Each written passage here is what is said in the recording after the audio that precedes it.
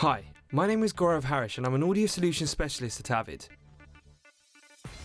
One amazing feature which I'm going to show you is the ability to edit clips on the collapsed folder tracks, and the edits will apply to all the members of the folders, whether it's audio tracks or MIDI tracks.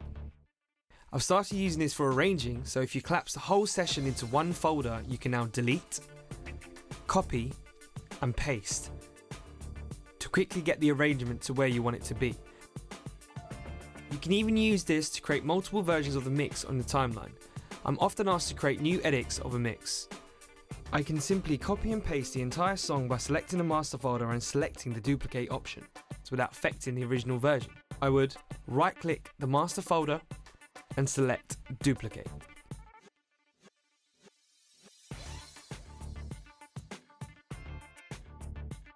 Thank you for watching this video on folder tracks.